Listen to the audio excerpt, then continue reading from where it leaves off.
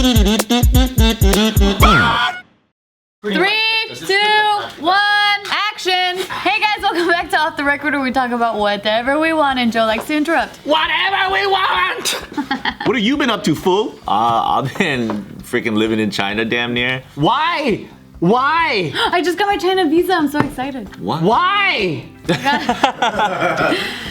Yeah, I got the 10-year one. Straight up dance right now over in China is huge. It's freaking a huge hype right now, and it's just a giant wave, and they have way more fucking money than the West Coast. And over here, no matter what in the industry, no matter what, the Kinjaz can never get past the fact that that's like Asian group of guys. You can never look past that because like any client, any whatever, any demographic, any need or whatever. You are called the Kinjaz. Guys, right? You kind of You are called the Kinjaz, and then you guys. I'm not saying it holds us down here. I'm just saying when you go over there, it's like matter. the floodgates are unlocked. Instead, they put you on a pedestal. All they do is focus on the Asians. Westerners, yeah. Over Like here, when you do dance interviews. So what's it like being fucking Asian?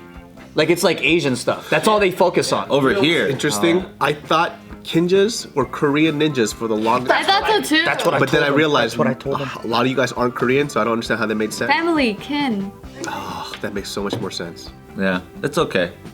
Honestly, I'm down for it to mean whatever the fuck it means to anybody, as long as it's a good thing. So in Yeah. China, do they go, "What's Kinja"? No, they don't even say what's. Samasa Kinja. Honestly, they just pronounce like a proper noun. Like they probably don't even look into the meaning of it. All they care about is, "I like your move. Teach me." Precisely. Oh. Yeah. How many dance studios do you have out there? Out there right now we have 2. Our partner specifically has 4, and including ours, and there's definitely room for more expansion. But I think right now there's such like in terms of like actual dance culture and stuff, even though they're like really hype right now, the West Coast and everything that we have over here is like what progresses the artistry and the culture. And over there they're like years behind of like where we are. Not necessarily in a bad way, but just development. So they're doing this. Where they're at with dance.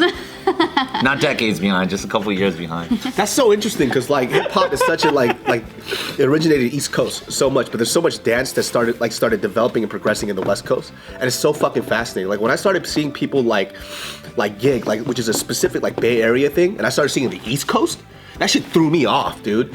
You know what I mean? Because that was specifically akin to like Bay Area shit. It's a social media like generation though, you know what I mean? Like being able to like have, I mean, freaking Fortnite's getting sued by the homie that did the Millie Rock because like of how much a trend can like go beyond somebody's just like original intention. Yeah. It's like how nobody like kids nowadays don't know what the original Harlem Shake is. Yeah. And that it's nobody's fault. It's just that we live in a time where like anything that can get put on a tattoo can get put online and get And it's everywhere. In the wrong context too, and people receive in it. the wrong context, exactly. So I think the crazy thing about us going over there a lot is also we're in a time frame where it's blowing up regardless of our input.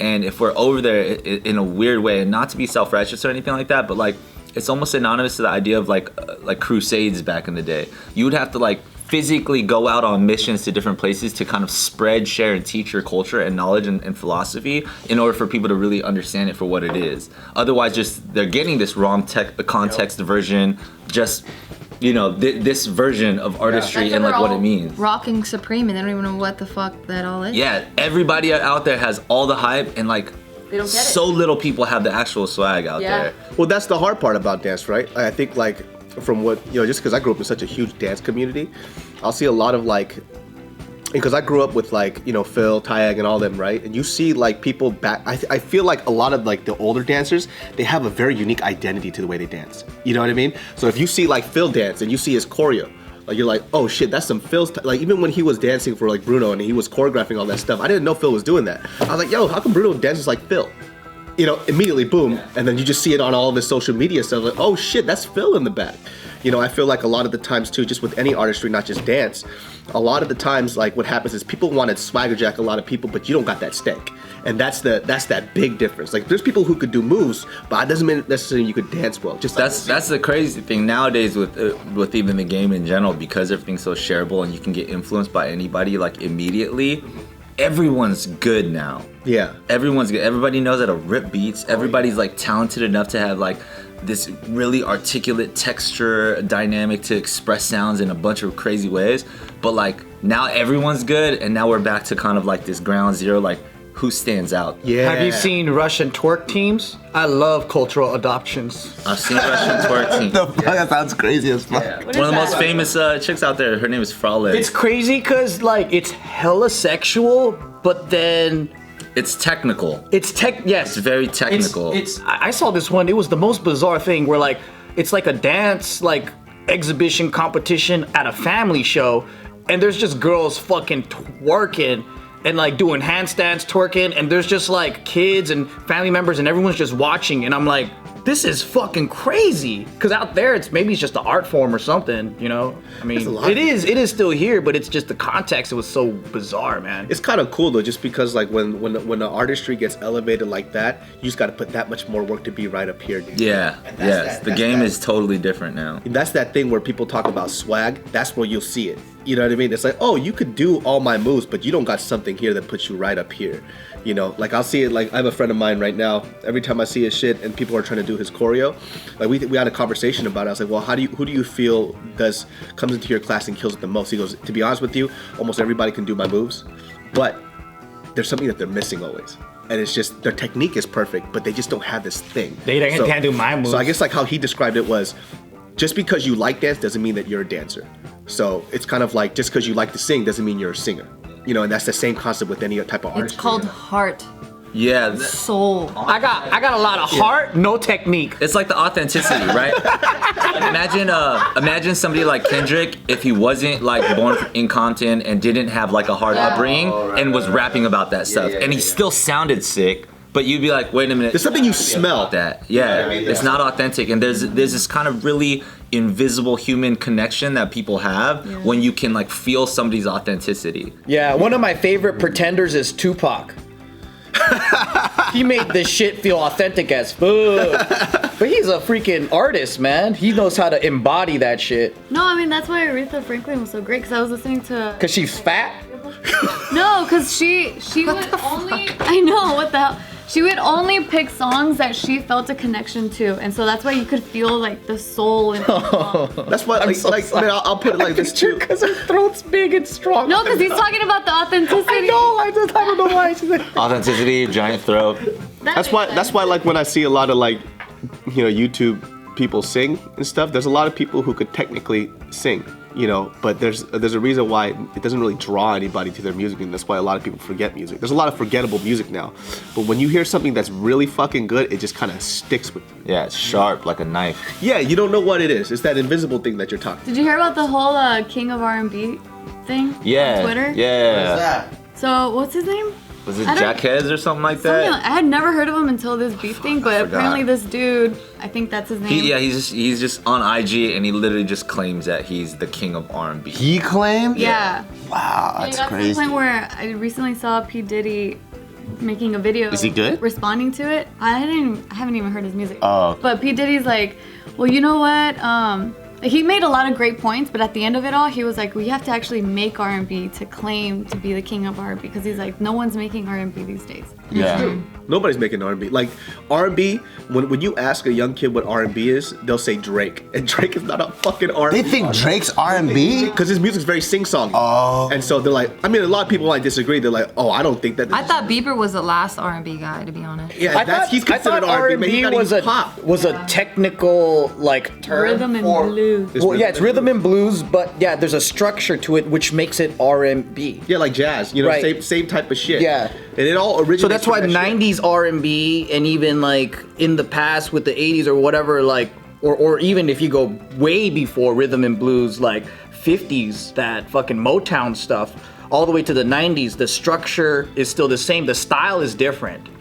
You know, and there's So- people who are kind of taking R&B into their own like type of genre right now, like Bryson Tiller. Like Bryson Tiller has. he's doing his R&B, but even then he's not really R&B because he's not really singing. You know who's dope? Division. Yo, Division is R&B. His first album, his second album was a little meh for I'm me. gonna write these motherfuckers down. DVSN. Some good freaking love making music. DV. DVSN. We don't need music, baby. We don't. Everything right now is just R, Right. rhythm. There's No just, like- blues. No, they're not really sad. Like R&B to me is so dope just because like I mean if you really like R&B, there's like so much work that goes behind them. People don't even know. Like just doing like vocal harmonies and stacks is so fucking difficult because you're using your voice as an instrument. You're stacking fucking like 8 vocals together that's yours, and you're just making it. It's so fucking wild. Dude. Harmonizing with yourself. It's fucking amazing, man. And I kind of miss that. I wish like some of these people who like R&B would still be current with the times now, and because you could do great like Division. I think Division does that. Division really does a well. great job, and I think the production of the beats make it feel like a good song or sound for today's generation. But then like the flow and then the way that he's singing it makes you, especially for a '90s kid, go like,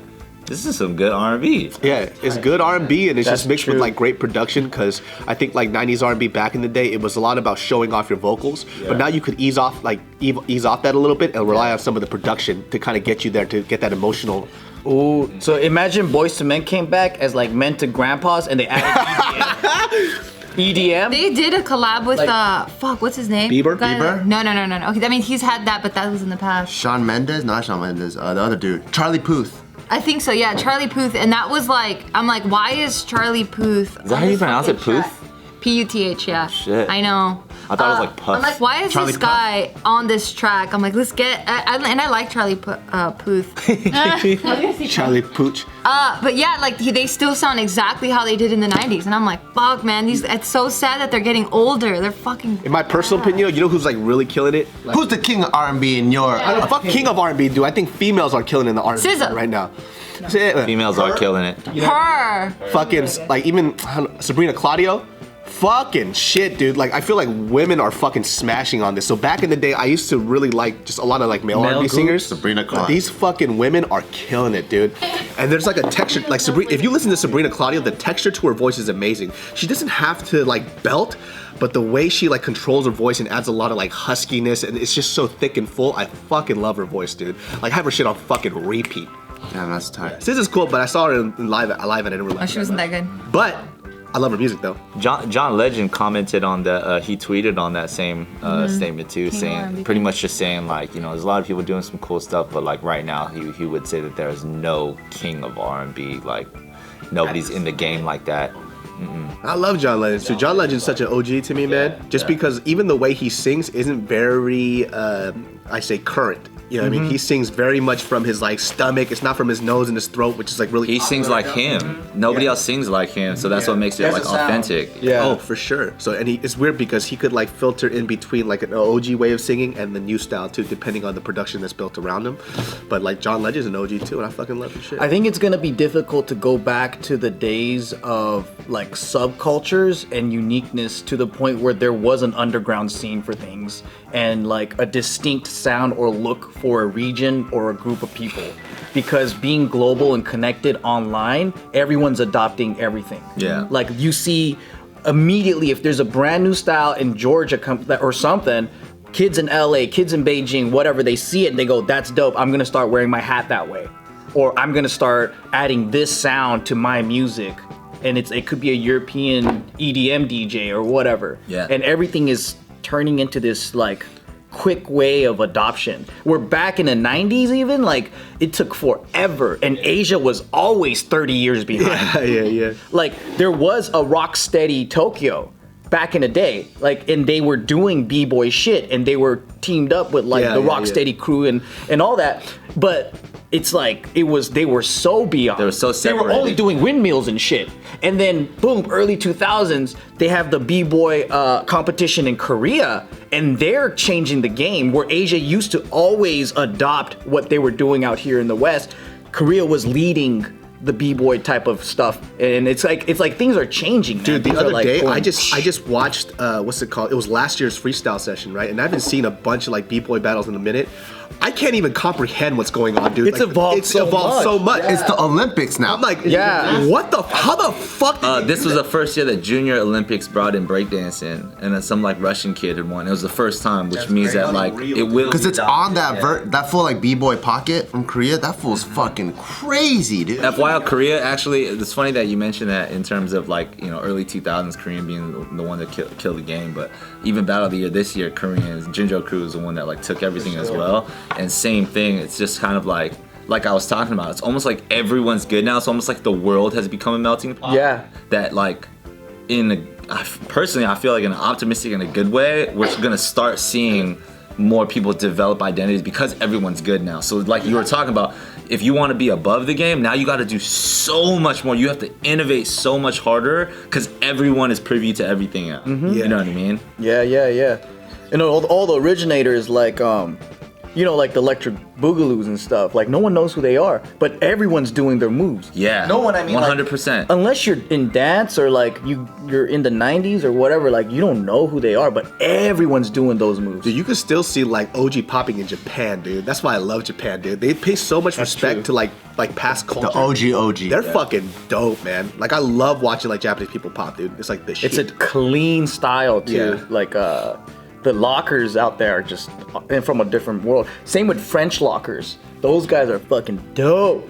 It's just very authentic. I think that's what it really comes down to. Because And it's crazy how non-Americans are keeping it authentic. anybody can technically acquire it with the right amount of like passion, dedication, and work ethic, right? But when it comes to that authenticity, with that very clear line of like, I am about this. I fucking love this. You could know what I sense mean? that. Yeah. For sure, you could sense it in anything. Like literally anything. But isn't it crazy though how that shit is from Fresno or like LA, California, all the body, all that stuff, right?